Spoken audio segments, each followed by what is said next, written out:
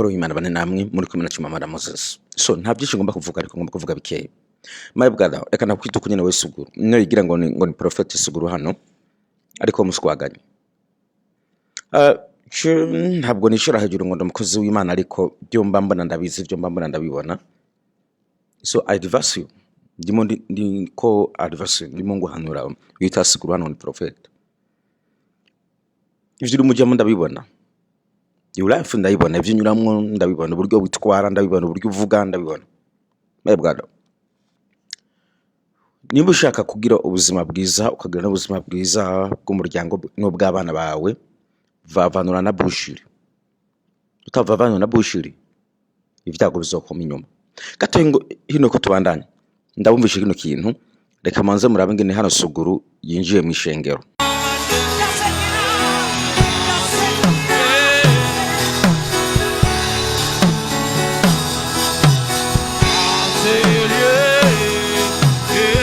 Ngo murabibona ngene yinjiye hano. Uko kwinjira mu rushengero n'ababodyguard imbere n'inyuma. Uko kumukora amaso wenda bizisiwe siwe yikoresha no n'indi spirit y'umwijima mukoresha ntabwo ari by himself. Ariko ndabishima Imana yuko ari karatahura ko ntabwo ari we. It is something wrong. Ntabwo ari we. I tell you this again. Wowe wamuzanga ngo bamwe mumbwira ngo kwanja bakozi b'Imana no je ntaje mfite impwemu yo kubona ibintu. Ntabwo ari we ncenda bibumvisha ngaha mu biraba. Kukuza wamyo amaso ugara aba bodyguard stop it. Aba bodyguard bakure ngahe nyuma ngaho wirenganire neza. I know n'amategeko kugendera ku ya bushiri. Ariko amategeko kugendera ku ya bushiri hazokwica mwana wa mama. Wanashaje na kare just you can see it. Ntabwo uri umuzehe uracyari muto ariko bashaje na kare n'imvi zaje guhera waheze n'amagufa ngaho yaje no gutambuka usugabona rimwe pana kwitwaza ngo gusenga kwisonzesha no way. Something's wrong. Yari nageze kuvuga iby'agakoko nca ninumira sinagombye kujudge ico kintu cleanse but I can say it. Nkuko muyibona hagarika ubwo bwibonere bwo kuzana aba bodyguard mu rushengero. Utambuke nta muntu ngazo gufata mu rushengero. Mu izina rya Yesu arinzu. Hanyuma ikindi hino ko ndabumvisha bino bintu yavuze murabo uburyo no gutambuka ajugumira. Siwe ngo namasengesho menshi ngo ku musozi cyane none ntimumpendeje murabo uburyo no gutambuka ajugumira amakuru. Umenga yitize gupfa you will not die. Ni ujya ku murongo ntabupfa. Reka ndabere. I didn't know.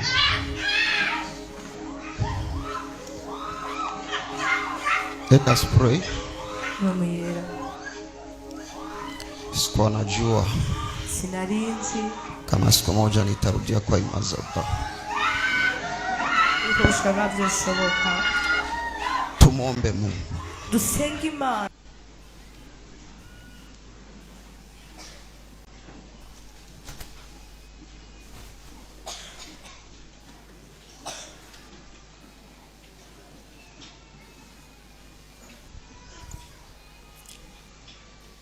Haleluya. Haleluya. Munyanganire ntanga mashikano.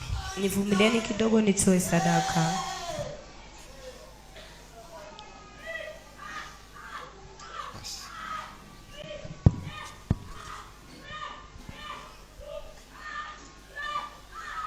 Wakoze kungarura. Gandaruhuka.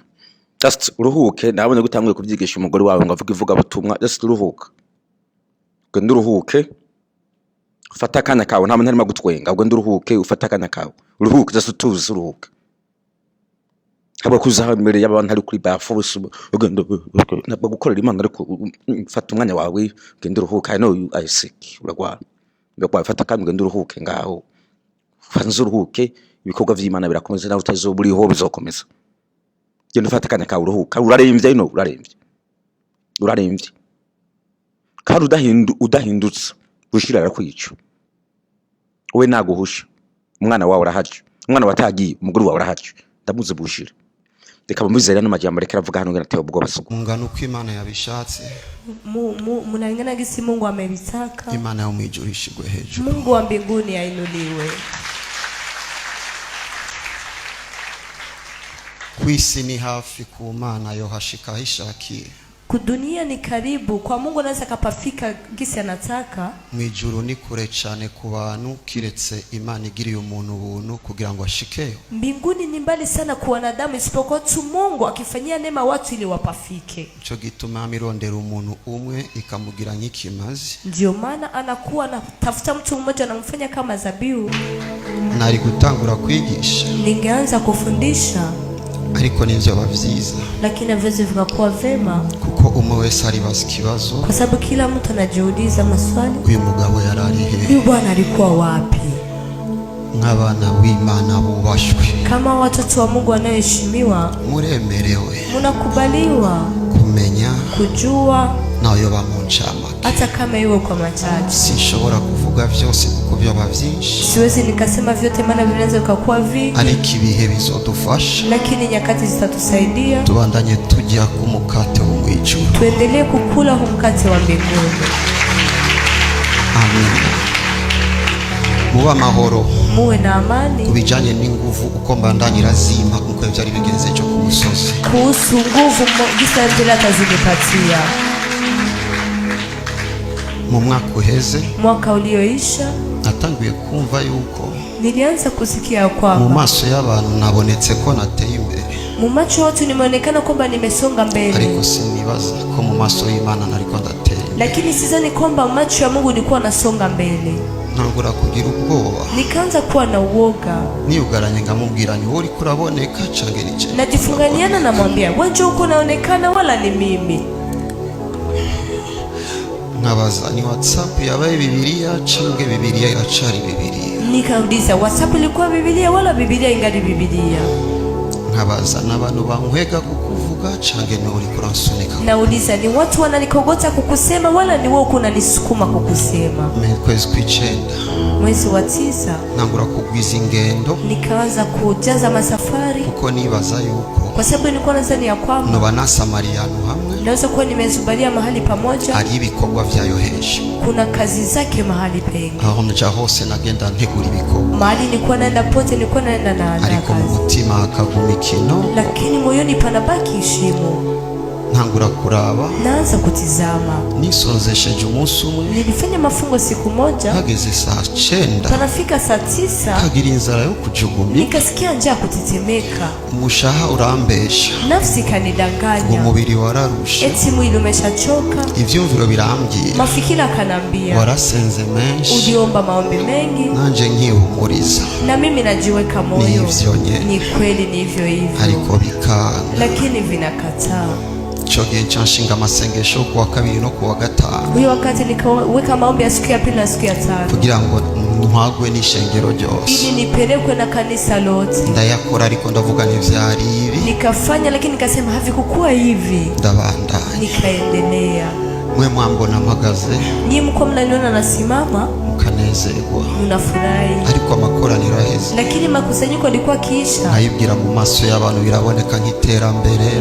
Namwambia Mungu, usoni wa wanadamu vinaonekana ni maendeleo. Ariko kusikungana. Lakini hiki sio ndio kiwango chako. Ukusiko nakubonye cagiye mwijuru. Hivi sio ndio gisi nimekuona ule wakati mbinguni. Ni vyiza kugira iyerekwa nyaryo. Ni vema kuwa na maono ya kweli. Uzoreka kwibesha ahatariho wibaza ko washitse. Utaacha kujidanganya pasipo ukizani kwamba umefika. Kuko umuntu wese afise urugendo. Maana kila mtu ambaye yuko na safari abanza kuva ahantu akaja ahantu kugeza ashika ahantu. Anaanza kutoka mahali anafika mahali mpaka afike mahali.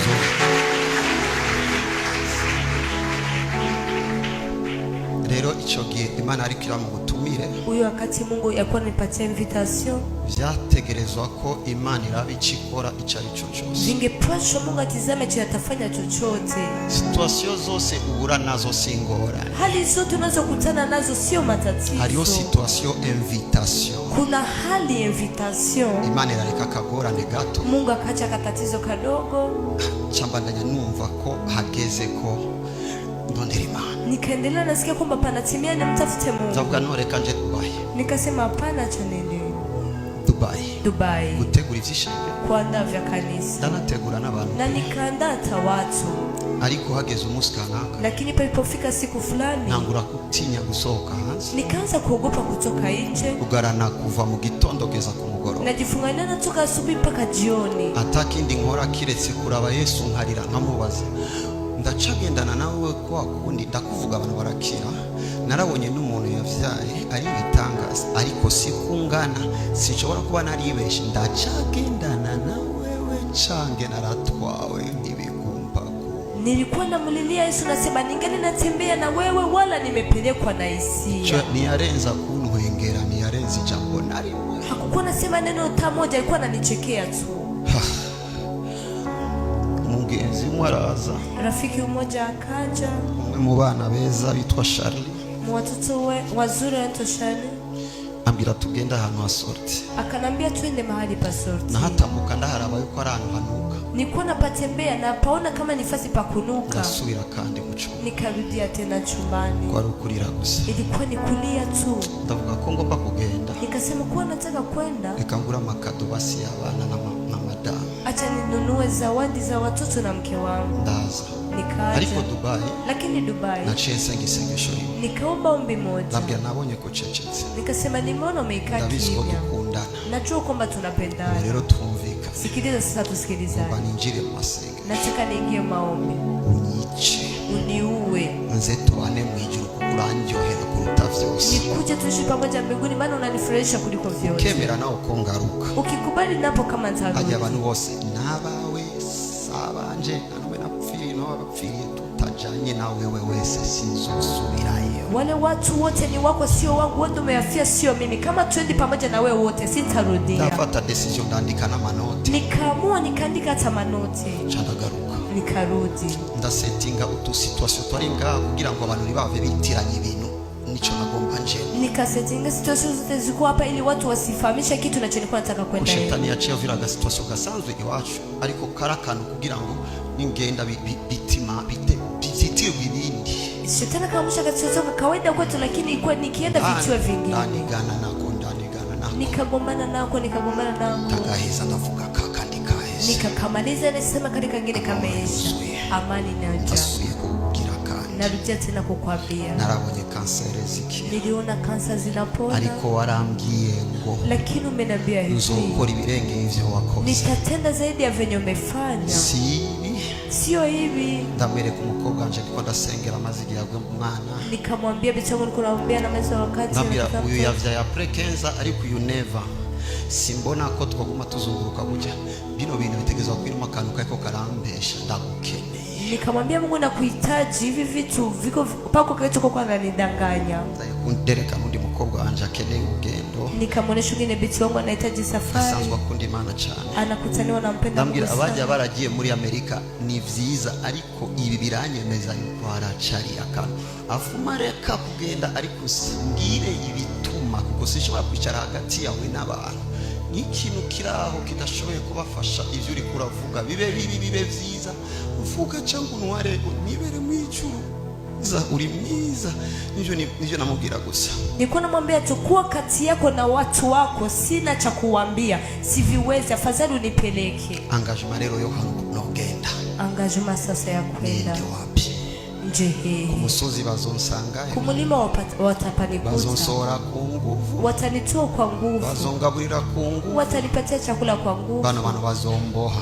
Hao watu watanifunga. Ndabakwepa tu. Nitawakwepa tu. Ndarondera ahantu. Nikatafuta mahali. Niyumvira Kenya biranga. Nikajifikiri Kenya vikakataa. Niyumvira nga Kongo ndavuga ndazibaranza abantu bazongera ko ndumukozi w'Imana sinshaka numbwira ko ndumukozi wawe shaka abantu batanzi shaka bishasha. Nikasema hapa Kongo watu wananijua, nataka wenye hawanijui, nataka watu wapya. Acanye gusizina ry'umukozi wayo. Akanikumbusha jina la mtumishi wake. Bigeze kumbwira. Waliwahi kunambia. Yitwa Prophet Meshak. Anaitwa Prophet Meshak.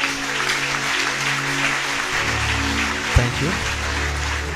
Amaze imyaka irenga 100 akorera Imana n'umutama aba muri village iri Enkoni yitwa Kaboto yo muri Kongo. Ni mzee anamaliza miaka zaidi ya 100 anamtumikia Mungu. Anaishi mu village inaitwa Kaboto. Chandavuga aho ni sawa. Nikasema hapo ni sawa. Ninapfa uyo mutama arabona kuturusha mbona nk'abatama azoca amenyesha ibikwiye n'ibikenewe. Chandakatishitike indege ija aho bita Lubumbashi. Lubumbashi. Nikakatisha tiketi ya avion nenda Lubumbashi. Meje gusangira n'abantu batishoboye muravyibuka. Nilipomaliza kuchangia na wenye hawajiwezi mnakumbuka. Shandiruka na protokole yanje yose ngo mugende musume ndabadungira no gusuma ibintu byinshi muri mifuko myinshi muyitirure muri benshi kugira ngo mutwari n'amafaranga ku mami wanyu twavuganye ariko nibagiye kurungika nagomba ko bose bahava nce niyugarana bibaze ko ndi muzu kugira ngo Yesu nugara umuryango nero ufunguza abantu fati moto ngende hata muntu no. Nikatumana wa protokoli waende kuemea vitu vingi wapeleke kwa mami ili nifike nafunga kama mwenye iko ndani ili nende bila mtu kuniona. Umugore we ariko umugore we ndamubwira ngiye kure, lakini mke wangu nikamwambia naenda mbali. Wapi? Uzohamenye Imana ibishaka, utapajua Mungu akitaka. Chandafati ndege nikashika mvyo nikamwandikia na Petit Frère Sheriff, nikaandikia na Petit Frère Sheriff barabanyuma abo alikuwa ba mwisho. Chanda nenda Kenya, nikaenda Kenya, tushika saa 9 tukafika saa 9, ndege izogenda umunsi ukurikira, amvyo tena siku ya kufuata ndababara, nikaumia, narindi ko ndisonzesha, nilikuwa mafungo atamazinywa atamfungo bila kunywa bila kula, ndakubitika nikapigika, acavuga wa mubiri nivyo sawa n'ubundi ugomba upfe none ari cyo bisigaje. Nikasema wewe mwili ndio vya kweli na sasa unataka kufa, sasa unabakiza nini? Narara kuri zijya ntebe zo kuri aeroport, nilikuwa nalala kwa vile viti vya kwa airport, sinari mfise cyo nifuka, nilikuwa sina cha kujifunika, sinari ngiye kurondera imodoka, sikuwa naenda kutafuta gari, nari mfise imodoka 3, nilikuwa na gari 3, sinari ngiye kurondera aho njyana, sikuwa naenda kutafuta pa kulala, nari ngiye kubwira Imana ndakeneye kukubona, nilikuwa naenda kumwambia Mungu nahitaji kukuona. Hagera mu gitondo naguye guhemagurika nabi, pakafika asubuhi naanza kuomba tutarudi, ndanyotewe kuguma ndamuraba mu ijuru canke kwisi, niko na kiwa kubaki na mtazama mbinguni wala duniani. Njya mutamacara zunza umutwe, yule msaka zunja kichwa, cyasubiza ukuboko mutwe n'ingoga, akarudisha tena mkono ku kichwa haraka, ntiyasubiye kuvuga, akuongeza kusema, acabira bari ku ruhande muduza amajwi, akasema wenye uko pembeni wapandishe masauti, yaguma nkareza gusa mu mutwe gutya, atabaki amepagaza tu ku kichwa hivi, uvume ngo ariko barasuka mu rundi rukundo nazi, nasikia uko ni vile wengine vitu sijui, acarange ko upendo wenye sijui. umugoroba ndagaruka, jioni nikarudi, oya uko mu gitondo umugoroba yarasenga gusa, asubuhi kwa naomba tu, akabaza arafungura, anauliza nakula, anamubwira ntafungura, wanamwambia hakuli. Ivyo mu mayere kwa sino bivuga ngani twovaye kuko Imana yaraza kuja, kuja, nikabisemea hapa maana Mungu alikuwa anakuja hivi, ukabusenga Imana wibaza ko itariho, Imana iriho, mizima, iraboneka, irakuja. kama unaomba Mungu ndani haiko, Mungu yupo, ni mzima, anaonekana.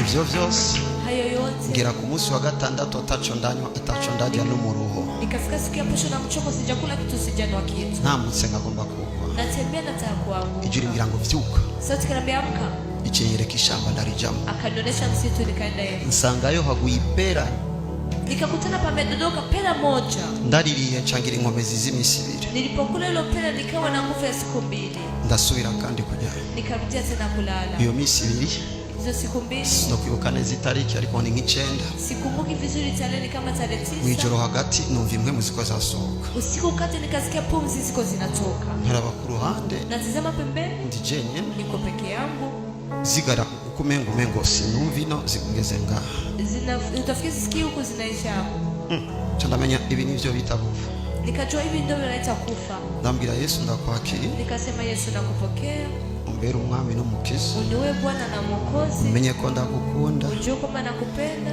nsohoka nganzi wawe, nitoke hapa na kuja kwako. ndasengera abana n'umudamu, Nikaombea watoto na mke wangu, ndambwira uduhari uzobafashe badukoresha uko kugira ngo babeho. Tangiza hano nyumva ngo yagiye kuvuga ngo Yesu ndakwakiriye, kandi Yesu ari yamwakiriye. Nibyo abandi ngumanda babwira hano, yagiye kuraba umusengera bihere yahura n'ivyaga bigeragezo, Yesu muracavuga ntiyumva ijwi ry'Imana, tangura kwa nivyo ni vyabushire.